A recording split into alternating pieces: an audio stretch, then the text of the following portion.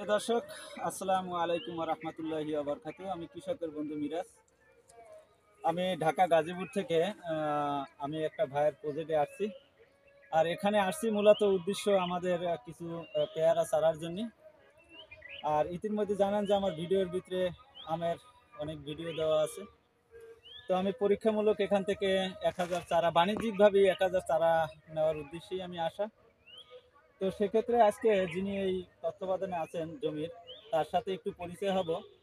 কিন্তু এর আগে একটা কথা,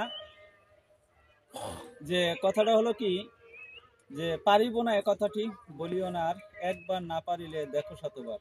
কারণ এই কথাটা বলার উদ্দেশ্য কি, আমরা হার মানব না, অবশ্যই আমরা সামনের দিকে আগাবার চেষ্টা করব। তো যিনি এই বাগানের তত্ত্বাবধানে আছেন, তার সাথে আমরা একটু পরিচয় হব ইনশাল্লাহ। ভাইজান একটু সামনে আসবেন। আসসালামু আলাইকুম। ওয়ালাইকুম আসসালাম। আপনার একটু পরিচয়টা দেবেন এবং এই জায়গার ঠিকানাটা একটু বলবেন। আমি মুন্সি জাকির হোসেন। একটু সামনে যাবেন। এই জায়গাটার নাম হচ্ছে মহারাজপুর, ফরিদপুর সদর। ফরিদপুর সদর, মহারাজপুর। জি জি, এই জি, পৌরসভার আপনার এখানে কতটুক জায়গা জুড়ে আসলে এই প্রজেক্টটা? বিশাল একটা প্রজেক্ট। 7 একর। 7 একরের মতো। জি। তো আপনার এখানে কি কি আসলে ফল পাকারি গাছ আপনি রোপণ এখানে করছেন? আমার আছে হলো পেয়ারা গোল্ডেন 8, বললেন। তারপর আম আছে, আম হলো ব্যানানা আর গৌরমতি, এটার বাণিজ্যিকভাবে। আরও এছাড়া চাকাপাত, থ্রি টেস্ট, পিজিওয়াই, তারপরে ব্ল্যাক স্টোন, এবং ভ্যারাইটিস মোট 16 পদের আম আছে। 16 পদের আম আছে। তো প্রিয় দর্শক, আমি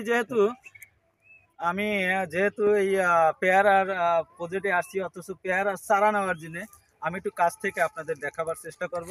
যেহেতু আপনারা প্রতিনিয়ত আমার ভিডিও পাবেন, আমি গাছ রোপণ থেকে শেষ পর্যন্ত পরিচর্যা কি কি করি বা কি বিষান্তর কি বিষয় তথ্য আপনাদেরকে দিয়ে রাখবো। যেহেতু আমি ইতিমধ্যে একটা প্রজেক্ট নিয়ে আপনাদেরকে সারা ফালাইছি অবশ্য, যদিও কিন্তু আমি এই গোল্ডেন 8-এর পেয়ারা চারা নেওয়ার জন্য আসছি মূলত। এর বৈশিষ্ট্যটা হইলে যে দেখেন, এই গাছটা একটু বয়স সম্বন্ধে যদি একটু ধারণা দিতেন আমাদের। এটা হচ্ছে 2.5 বছরের গাছ। 2.5 বছরের গাছ। প্রিয় দর্শক, মাটির গুণাগুণের কারণে গাছ একটু জিঙ্গ সিংহ থাকে, এটা আমরা সবাই জানি। পরিচর্যার কারণে একটু জিঙ্গ সিংহ থাকে। সেক্ষেত্রে এই যে গাছটা দেখেন, এই গাছটায় কিন্তু শুধু পেয়ারা এই ধরে আছে, কিন্তু তারপরে কিন্তু ফুল দেখেন, প্রত্যেকটা ডালের মাথায় কিন্তু ফুল আছে। আর এই ফুল থেকেই কিন্তু ফল সংগ্রহ করা হবে। আর এই ফুলটা যখন ফলে আকৃতি হবে, বড় হবে, তখন কিন্তু অবশ্যই আপনারা এরকমের পলি বাঁধবেন। এই দেখেন কত সুন্দর পলিটা বাঁধা হয়েছে। অবশ্যই 2টা পেয়ারা কিন্তু বাঁধা হয়েছে এখানে, একটা পেয়ারা বাঁধা হয়েছে। আর মূলত আমি এই বাগান থেকে চারা সংগ্রহ করব, সেই কারণেই এই ভিডিওটা আপনাদের কাছে পৌঁছানো।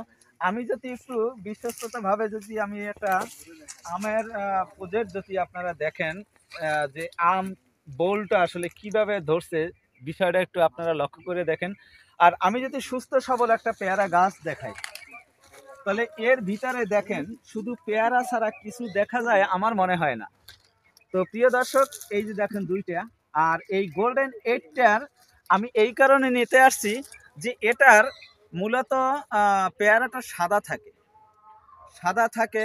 আমি অনেক জাতেরই পেয়ারা প্রজেক্টে গেছি, কিন্তু এই গোল্ডেন 8টা বেছে নেওয়ার উদ্দেশ্য একটাই, এটা দামও সবসময় বাজারে বেশি থাকে এবং এর চেহারাটা এবং কালারটা সবসময় স্মুথ থাকে, ভালো থাকে, দেখতে সুন্দর লাগে। আসলে আমরা পূর্বাতে একটা কিছু জানি, যে জিনিস দেখতে ভালো লাগে, খাইতেও ভালো লাগে। তো আমি কৃষকের বন্ধু মিরাজ, দেখেন এটাই কিন্তু ফল আছে, আবার দেখেন যে এখানে কিন্তু ফুল সিটিং হয়েছে। তো প্রিয় দর্শক, আমি যদি আর একটা গাছ এখানে দেখাই, তাহলে অবশ্যই দেখতে পারবেন যে আসলে কি পরিমাণ। এই যে এই যে দেখেন, মাশাল্লাহ অনেক বড় আর কি। এটাই 1 কেজির উপরে, আধা কেজির উপরে আর কি ওয়েট হবে।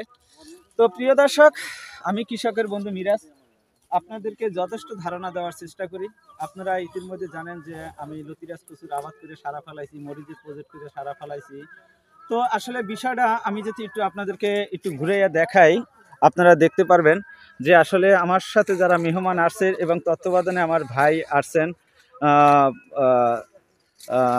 আমরা একটু দেখাই ঘুরে। আসলে এই প্রজেক্টটার পরিস্থিতি যদি আমরা একটু দেখাবার চেষ্টা করি, তাহলে হয়তো বুঝতে পারবেন। আসলে অভিজ্ঞতার বড় প্রয়োজন এখানে। আমরা অভিজ্ঞতাটা যদি একটু কাজে লাগাই, দেখেন এই যে আম গাছগুলা যদি জাত সমন্বয়ে আপনারা নিতে পারেন তাহলে কিন্তু অবশ্যই বাড়ির আনাচে গানাচে সুন্দর একটা পরিবেশের জায়গায় কিন্তু আপনি এরকম আম গাছ রোপণ করতে পারেন।